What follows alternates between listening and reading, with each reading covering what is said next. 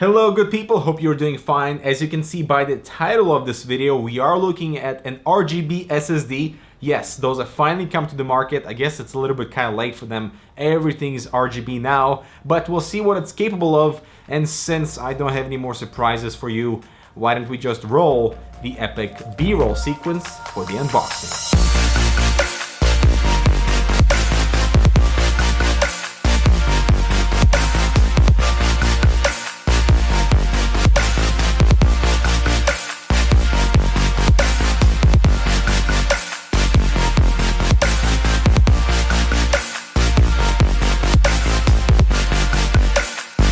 Alright, so this Delta RGB SSD looks pretty good, and it's coming from Team Group, the company that brought us this beautiful RGB memory, so my expectations for this one are pretty high. I don't particularly like the whole branding approach here with Delta, T-Force text, and the Team Group logo, but the texture of the SSD is nice, and from what I can expect, the RGB element will be epic. And so I've set up an RGB system behind me, the P300 with all types of RGB goodness in there. We're going to add this RGB SSD inside the system and see what type of flair it adds to our system. So should be fun, let's check it out right after this. Are you ready? Okay, watch this.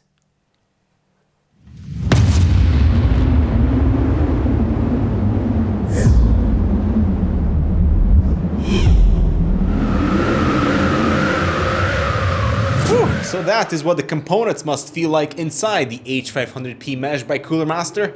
Check it out in the description below. Whoa. Alright people, so the epic RGBness begins with the connectivity. So this particular Delta SSD is the magnificent version, as they call it, which means it has an addressable RGB header instead of your standard RGB. And so this got me all confused. What is the difference between an addressable RGB header versus your traditional RGB header? So let me break it down to you in two simple terms. So the technical difference is the addressable RGB connector is a 3-pin 5-volt connection versus your standard RGB connection is a 12-volt 4-pin connection. Whereas the color differences for the addressable RGB, each LED can be assigned a different color, therefore you can create these beautiful gradients, versus on the non-addressable standard 12-volt RGB headers, each channel can only be assigned one color, and therefore you cannot create a gradient on something like this, where with addressable, of course, you can. So there you go, now you know what this whole addressable RGB really meant for, is color customization and gradients. And that explains why they have multiple versions of this SSD, the magnificent one for addressable RGB to create those gradients, or the simple one that is one color only. Now I find myself in a little bit of a pickle because the only motherboard with a 5-volt addressable RGB header is this one, the Z370 ITX from ASUS, but I don't have a processor for it because it's inside my main workstation. So instead I'll be using the Phanteks digital RGB stutter kit because I can connect the SSD to the controller from the Phanteks and actually have this full control of illumination and lighting effects, and it syncs up very well to this entire RGB direction, so that, you know, it's not just random colors over here, they actually correspond to what I have set to, you know, the LED strip and the Lux fan frames, so they all match up. And so I do like their simplicity for connectivity. We have a micro USB, which is right beside your other connections, so it's not in some random location. And this cable breaks down into your 5-volt RGB header for your addressable header on the motherboard, or a separate 3-pin connection, which is optional, so you can connect it to other accessories like this Phanteks controller. Now my initial impressions for this thing is, wow, the color illumination is beautiful, and I'm so happy we're moving into the addressable RGB direction, because we can create these smooth and beautiful gradients and not just having one single color for this large illumination area. And one interesting observation is that this illumination in terms of color accuracy and color mismatch is actually perfect to what I'm seeing from the Phanteks digital RGB kit with the Lux frame and the LED strip too. So that brings me hope that I can mismatch brands for RGB illumination. As long as they are addressable, they will receive the exact same information for the illumination, and each LED will display, hopefully, the exact same color as the rest of your peripherals, however you want.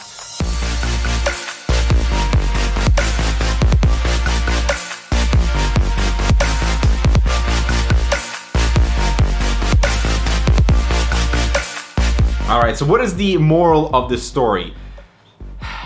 I mean, RGB SSDs are coming out, but more importantly, addressable RGB is expanding to a point where it's the right approach to lighting up your peripherals, be it the power supply, be it an SSD or whatever. Addressable is the way to go forward. Now, it is an absolutely beautiful product when it's lit up. The color just vibrancy is just incredible.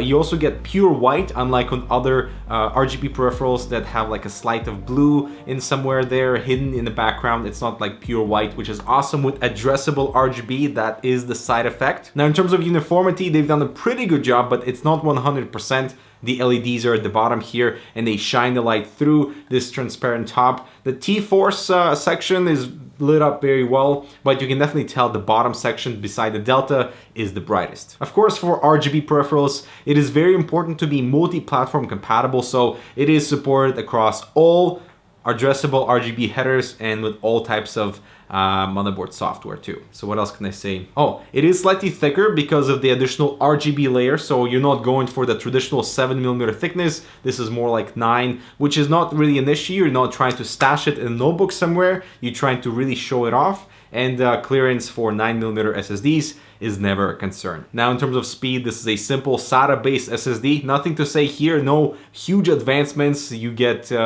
regular SATA speeds as shown on the screen. And so I made this video because I feel like this SSD, being the only RGB SSD on the market right now, is almost like foreshadowing the future. You know, it's giving us a little glimpse of what's going to be coming in a couple months, because RGB SSDs will be the huge craze. You know, that's the only component that has not been totally occupied by the RGB craze. So it is coming. Now, a few negative pointers that I would love for other SSD brands to take note of when they actually finally launch their RGB SSDs is design. That's important. Here, way too much branding, like so much text, so much going on. I mean, slightly aggressive, slightly, you know, textured, like just way too much. When it's in the vertical orientation, the RGB illumination is non-symmetrical because we have this section, there's nothing here, and so it's most likely going to be in the vertical orientation in the first place and not like this. So yes, design is important, and I would love to hear your ideas about what would be your ultimate RGB SSD appearance-wise. Alright guys, so that is it for this conversation about this particular SSD and this whole addressable RGB direction. I like where we're heading, but it's also risky territory of it being too much at the same time. So I guess we shall wait and see. I'm Dmitry, thanks so much for watching. Make sure to check out this other relevant content, and we'll see you in the next RGB video.